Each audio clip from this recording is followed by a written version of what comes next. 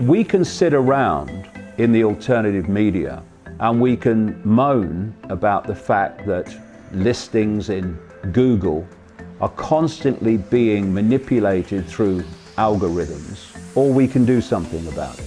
Hello, and tonight's headlines. The Iconic Media Group is a genuine alternative. I never fully switch off. It's almost like having the radio on in the background. What is the reaction to that from within the industry? Well, I hide a lot. Hello, welcome to Real Education with Lana. However, we want to grow this into being one of the biggest independent platforms, if not the biggest independent platform in the world. I brought in Max Egan to talk about it. Mr. Egan, no need for introductions, but I've done it anyway. Say hello to Iconic. And welcome to the very first episode of Amanda's Secret Chamber. I failed to know what pain feels like. It's horrible to suffer mentally because everything's here. It's just in here. This gives the strong impression that we know what we're talking about. I want to leave this world having made the biggest difference I can.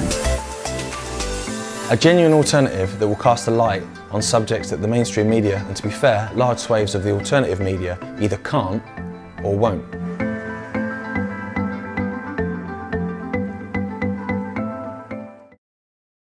Now, the Prince Andrew story continues to develop, and I can't see how it's going to go away now. You know, it's a bit like the Epstein story itself.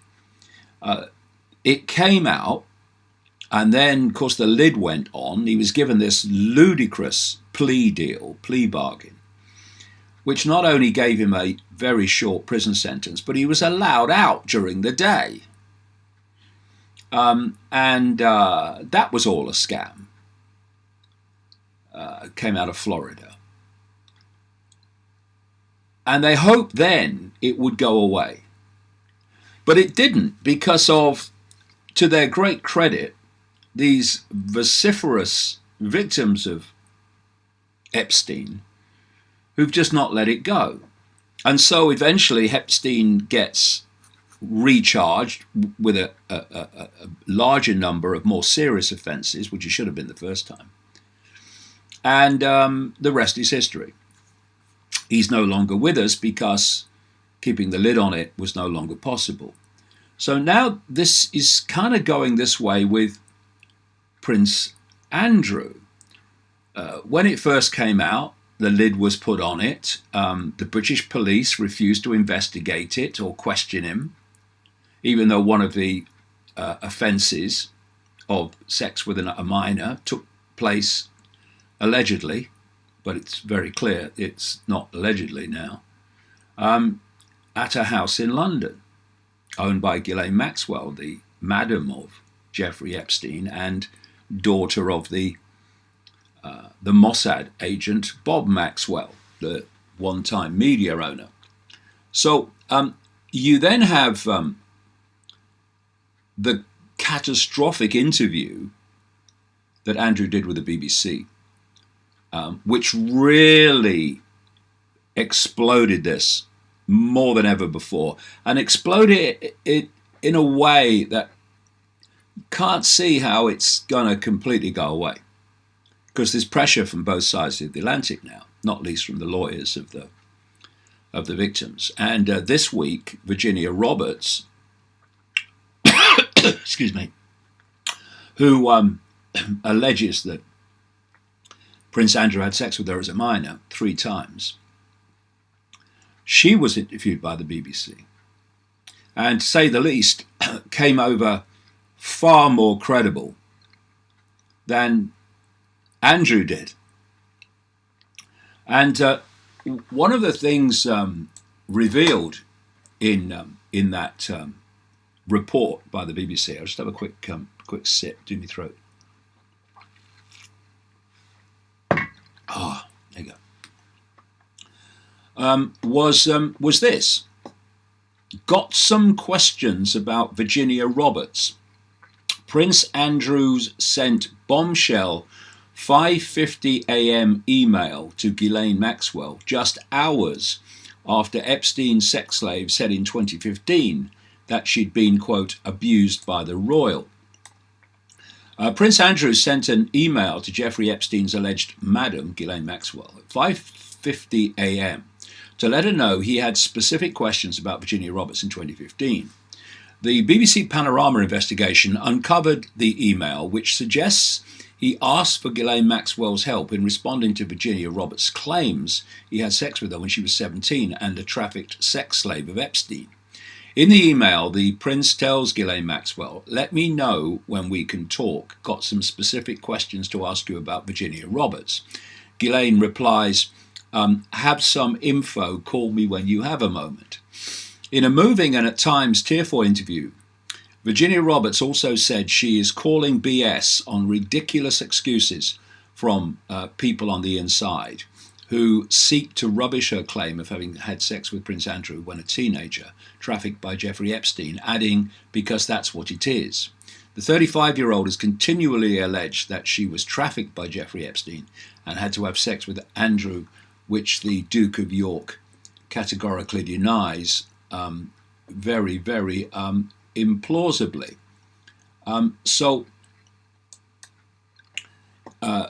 Another story relating to this, because in the Andrew interview, he made the most ridiculous excuses for why what is claimed couldn't have happened. That he couldn't sweat. He has some medical problem. He can't sweat. Well, of course, while I'm listening to that interview, I'm kind of ticking off in my mind the seconds, the minutes before social media starts posting pictures of him to demolish all that he was claiming. And of course, that happened very, very quickly. The pictures appeared of Prince Andrew sweating profusely. I mean, profusely. Then he said that he was not a playboy and didn't go out dancing. Of course, all the pictures appeared of him dancing in nightclubs over and over, and so it goes on. And another thing he said, because before he is supposed to have had sex with Virginia Roberts at the house of Ghislaine Maxwell in London, she said that they were together with Maxwell, etc., at Tramp's nightclub in London, where the rich and famous go. Safe to say, I've never been there. And so he said that he wasn't at Tramp's that night, and that he couldn't have bought her a drink because he didn't know where the bar was. You mean if you've been to Tramp's nightclub, and he will have been many times, you've never noticed where the bar is? I mean, don't be ridiculous. He also claims that that day he couldn't have been at Tramp's because he was with his children at a pizza restaurant in Woking in the south of England, not far from London. And not far from London and Tramp's, by the way. And he was there at 5 o'clock in the afternoon. Well, that's not when he's claimed to have been in Tramp's, for goodness sake. So now we've had, and it was always going to happen, revealed bombshell witness who was, quote, feet away from Prince Andrew and Virginia Roberts on Tramp dance floor is a British woman from London. And the witness claims she was feet away from Prince Andrew and Virginia Roberts as they danced in Tramp's. Lisa Bloom, lawyer for the victims of Jeffrey Epstein, says an as yet unnamed woman vividly remembers seeing the pair at Tramp nightclub in Mayfair in March 2001. Miss Roberts has claimed that she was forced to have sex with Andrew that evening. Andrew faced fresh humiliation this week from Miss Roberts when she gave an interview with the BBC in which she reinforced claims that she was forced into sleeping with a royal. So, like I say, although you've got the might of the system that will be desperately trying to put the lid on this stuff, it's now broken out of the shadows to the extent that it's very difficult to see that it can be, use the classic analogy that the genie can go back in the bottle now. And we must keep on this because this is just a gateway to the extraordinary darkness of the British royal family, which leads you into the whole global web of Satanism and paedophilia. So we've had an extraordinary thing this week in relation to this story.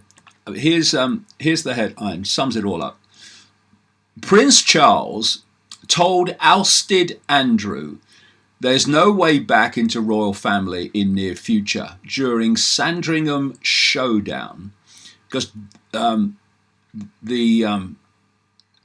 Duke fears that talking to the FBI, and the Duke fears talking to the FBI will hurt the mystery of the monarchy. I love it. No, Andrew, it has the potential of uncovering the dark secrets of the monarchy, which is what your term mystery really means. There's no mystery. You are a privileged family that lives off the back of the people and has extraordinary levels of privilege paid for by families that go to bed hungry. So there's no mystery.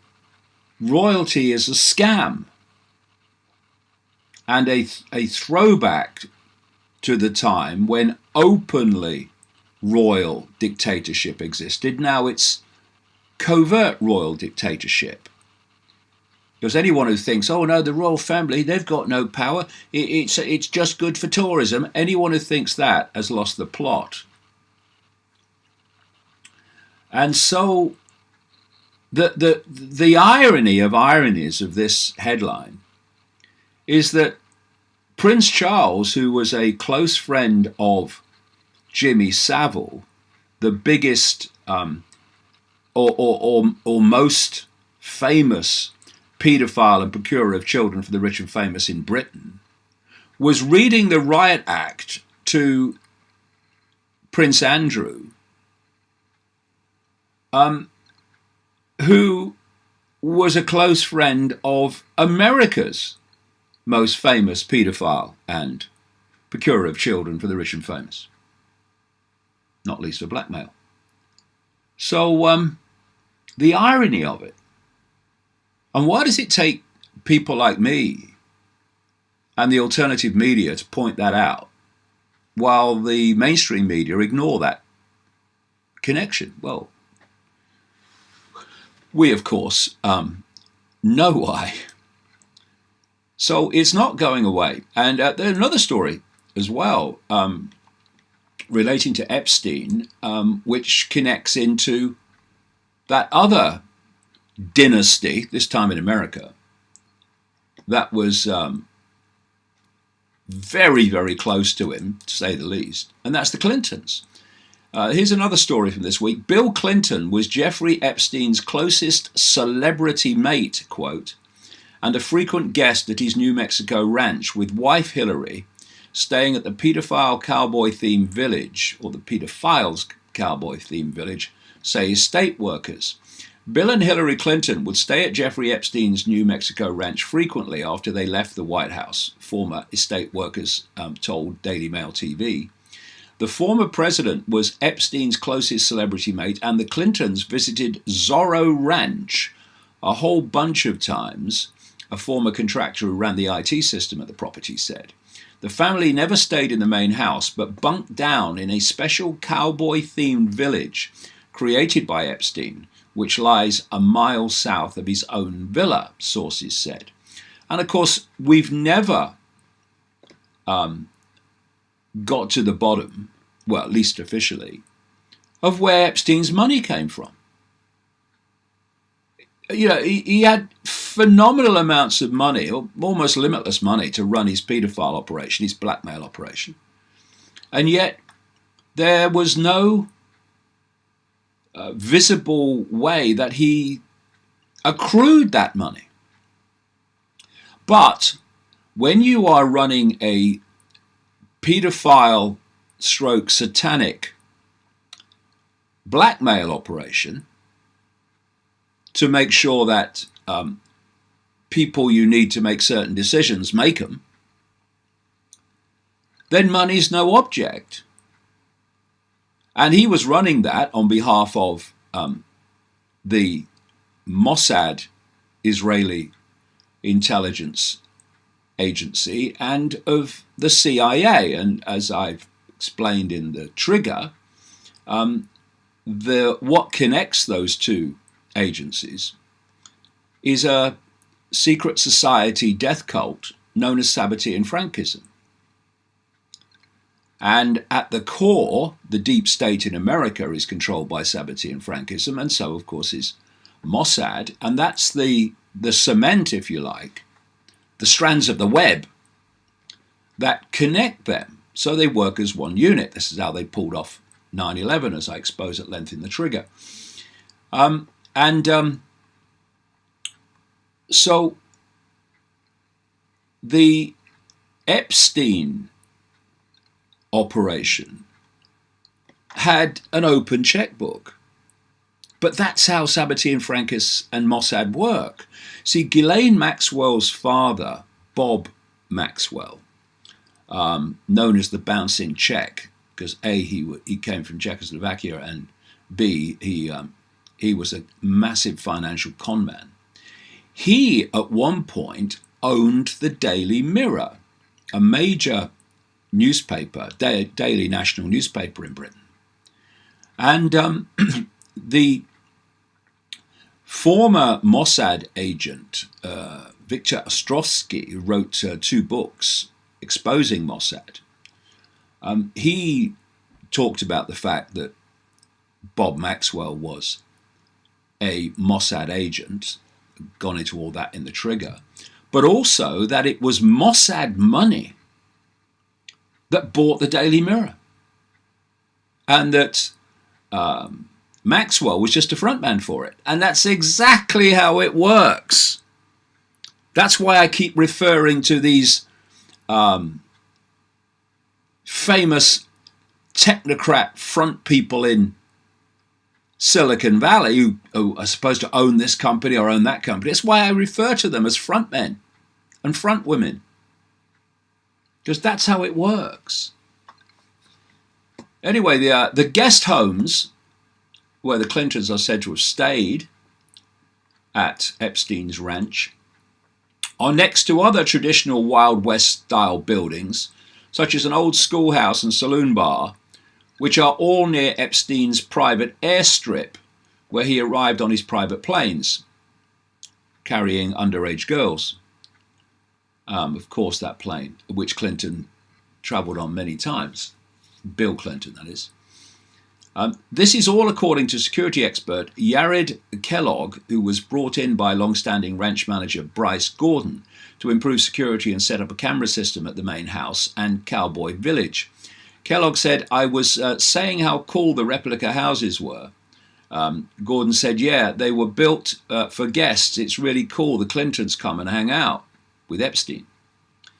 Bill Clinton and Epstein were once friends, and in August it was revealed that the convicted paedophile had a bizarre portrait of Bill in a dress that had been worn by Hillary, hanging on the wall of his New York mansion.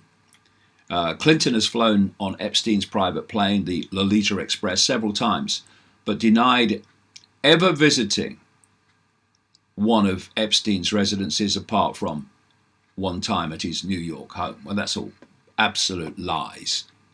And they come from the same source of lies that Prince Andrew obviously has tapped into. They are desperately, this is the point, this is a web, and so when one of the strands of the web gets exposed, the web itself is in danger of being exposed. And that's what they're desperately trying to do now, to hold the line at single strands and keep the web from public attention.